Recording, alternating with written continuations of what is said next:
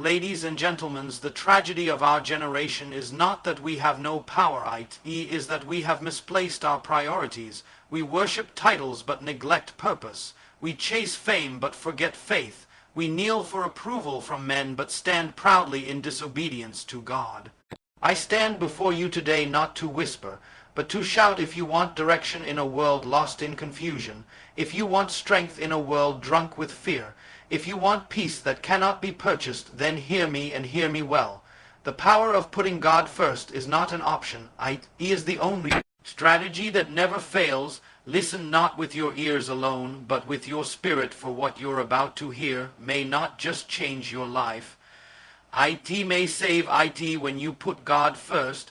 Everything else falls into place not by accident, not by luck, but by divine order. You see, the problem is not that we lack talent, ambition, or intelligence. The problem is that we have placed everything above the one who created everything. We've built systems without submission, empires without ethics, and chased success without substance. And in the noise of applause and achievements, many have silenced the voice of the Creator. But let me tell you this with no fear of contradiction: until God takes his rightful place at the center of your life, every other part will continue to wobble. You will build, but it won't last. You will rise, but you will fall. You will shine, but the light will burn out. Because when God is not first, confusion becomes your companion. You begin to chase people who do not know where they are going. You follow crowds headed to emptiness. You pursue validation from those who are themselves broken. But when God is first, clarity enters. He becomes your compass in the storm, your lamp in the darkness, your guide in the wilderness. You no longer move based on trends, you move based on truth. And that truth sets you free, not just from sin, but from stress, from cycles, from the toxic need to impress. Many want to lead, but few want to be led by God. Many want to be seen, but they do not want to be sanctified. They want the crown without the cross, the throne without the trials, the reward without the relationship. But hear this: it is possible to win in the world's eyes and still lose everything in eternity. It is possible to be praised by men and yet be unknown in heaven. Because without God, success becomes a curse, wealth becomes a weapon, and influence becomes infection. Putting God first does not mean you will never struggle, but it means your struggle will have strategy. It means your delay will not be denial. It means even when doors close, they will close for your protection. Even when people walk away, they will walk out to make space for your assignment. It means you will no longer be a victim of circumstances. You will become a vessel for purpose. Because when God takes the lead, the enemy loses the map to your location. Chaos loses its voice, temptation loses its grip, and destiny gains acceleration. There are many who wonder why their lives feel stuck in cycles, stuck in confusion, stuck in dissatisfaction. And I ask, what is at the center of your life? If ego is first, prepare for emptiness. If money is first, prepare for misery. If pleasure is first, prepare for pain. But if God is first, prepare for peace that passes understanding. Prepare for breakthroughs that defy logic. Prepare for favor that no man can block. Prepare for divine timing, divine protection, divine elevation. Because the moment you align your priorities with heaven, heaven begins to align its power with your path. You do not need to announce your greatness. When God is first, your fruit will speak for you. You do not need to manipulate or beg. When God opens a door, no man can shut it. You do not need to fear enemies. When God is your defender, no weapon formed against you shall prosper. This is not theory. This is not hype. This is the principle that governs the rise of the righteous and the fall of the arrogant. Seek first the kingdom, and all these things shall be added unto you, not subtracted, not stolen, but added. Because God is not a man that he should lie. His promises are not poetry, they are power. You see, putting God first is not just a statement, it is a system. It is the architecture of a life that refuses to collapse. It is the foundation upon which greatness stands tall and does not shake in the face of pressure. It is the secret of men and women who walked into fire but did not burn, who faced lions but were not devoured, who were buried but could not be buried alive. Because when God is first, you are not walking alone. Heaven walks with you, Angels war for you, grace surrounds you, and glory rests upon you. When God is first, fear is last. You see, fear is not just an emotion, it is a spirit. And this spirit has crippled generations, paralyzed purpose, silenced voices, and aborted destinies before they were ever born. Fear convinces the talented that they are not good enough, the called that they are not ready, the anointed that they are unworthy. But when you put God first, fear begins to lose its legal ground, because you can't serve two masters. You either walk by fear or you walk by faith. You either bow to the pressures of this world or you stand under the power of God. There are people who live every day waiting for the approval of others, terrified of rejection, addicted to being liked. They shrink their vision to fit into the opinions of people who have no idea who they are. They play small so they won't offend. They water down their calling to be accepted. That is not humility, that is fear masquerading as modesty, and it is the enemy's favorite strategy, to dress fear in logic, to clothe doubt in reason. But when God is your foundation, your steps are not determined by who agrees with you, they are ordered by who sent you. And when God sends you, you do not negotiate with fear, you confront it with fire. When God is first, fear becomes a lie you no longer believe. You stop rehearsing failure in your mind before you even try. You stop asking, what if I fall? And start declaring, what if I fly? Because God did not give you a spirit of fear, He gave you power. He gave you love. He gave you a sound mind. That means fear is not your inheritance, it is an intruder.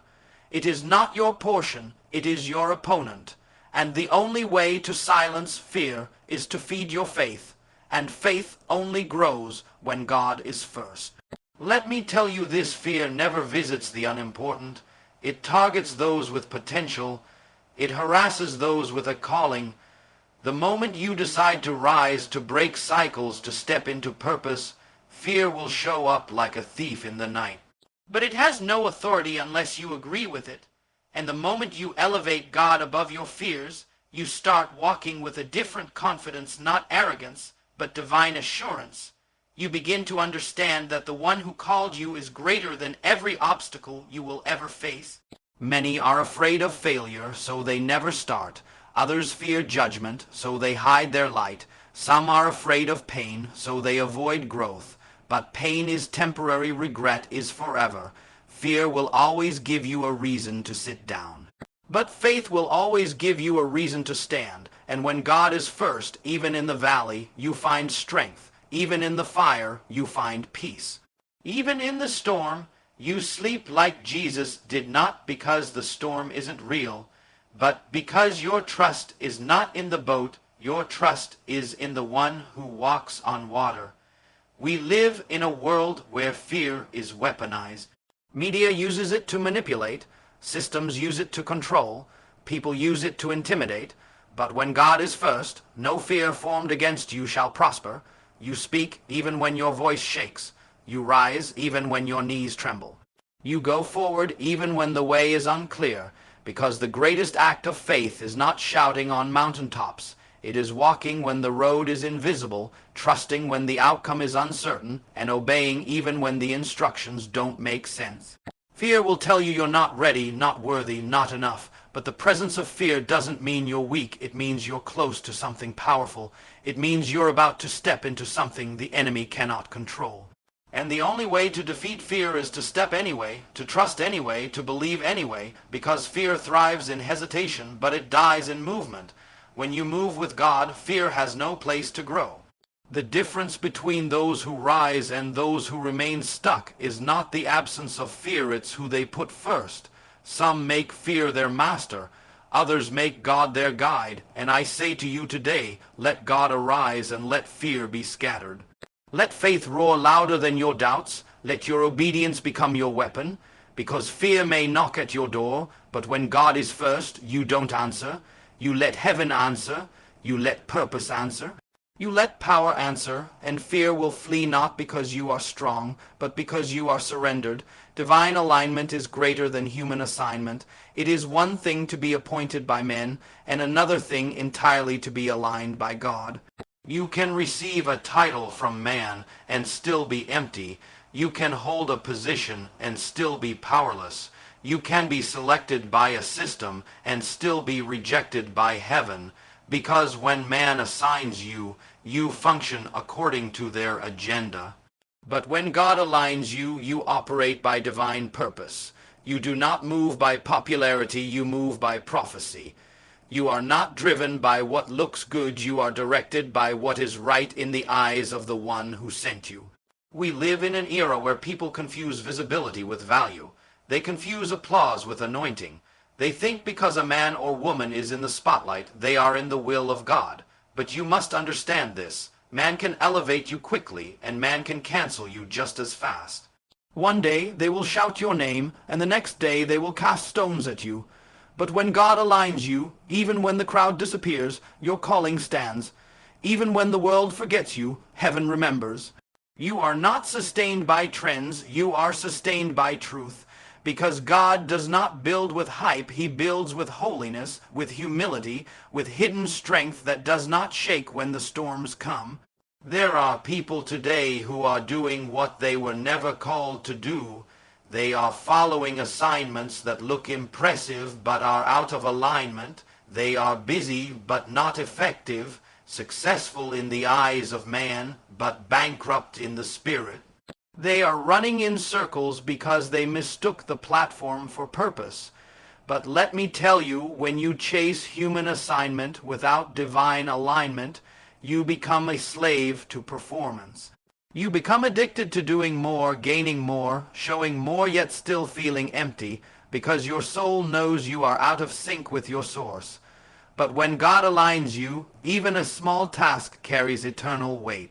Even the unseen role becomes holy ground. Even the lonely path becomes a highway of destiny. You no longer measure your worth by applause, because you know your assignment is not a popularity contest, it is a covenant. And when God has assigned you, no rejection can stop you, no delay can break you, no opposition can destroy what has been divinely ordered.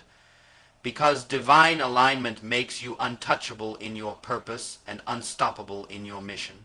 You must stop asking people what you were born to do and start asking the one who created you. You must stop living to meet expectations and start living to fulfill revelation. Because when your spirit is aligned with heaven, you begin to walk differently. You talk differently. You make decisions from a place of clarity, not confusion. You do not compromise to be accepted, because you know that favor with God is better than 1,000 likes from men. You are no longer trapped by fear, no longer tossed by opinions, no longer manipulated by opportunities that are not assigned to your lane. When God aligns you, he also equips you. You don't have to fake confidence.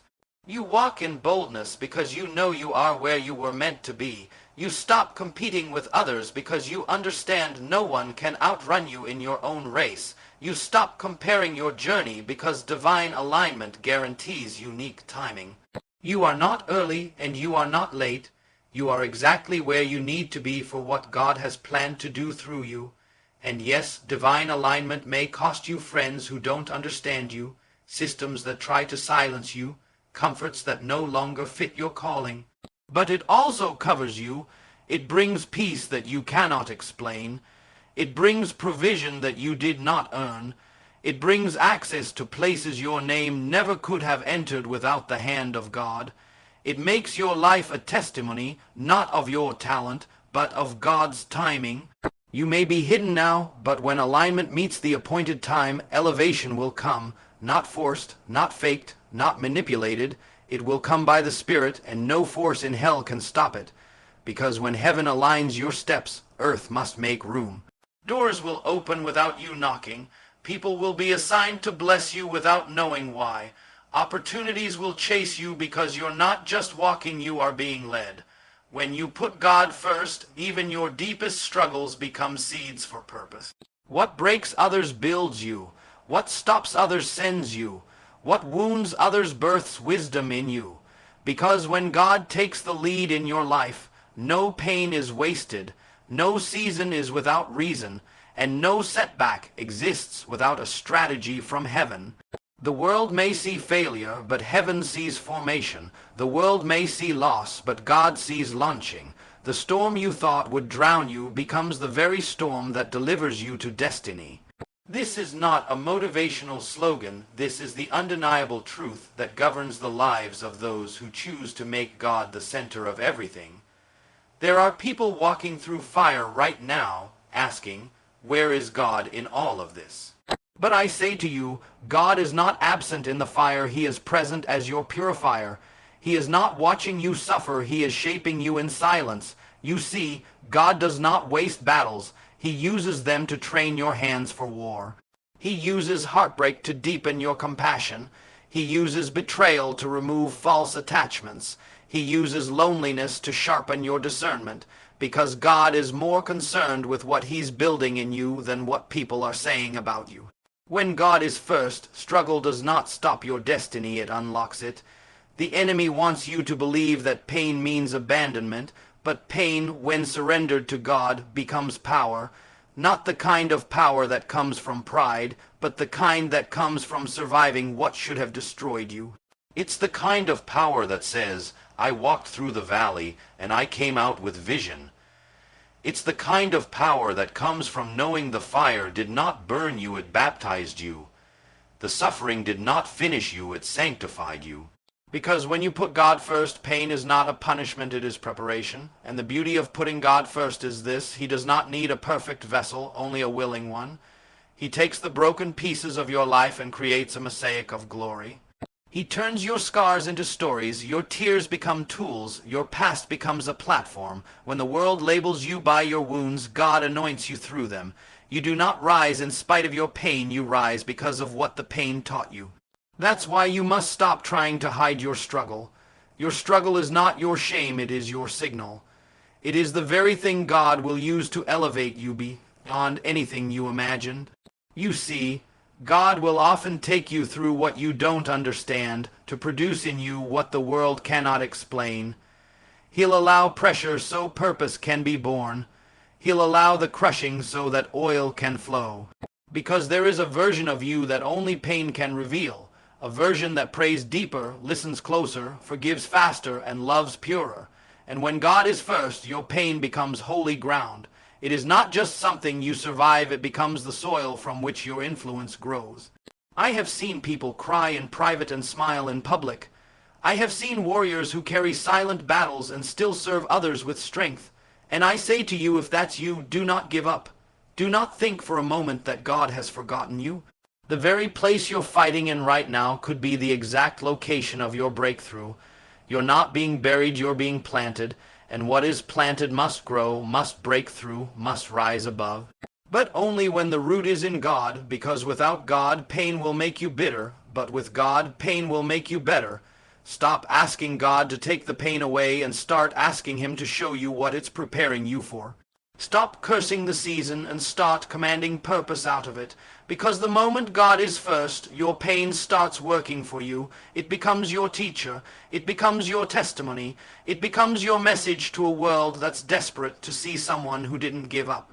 You become living proof that brokenness is not the end. It is the beginning of something divine.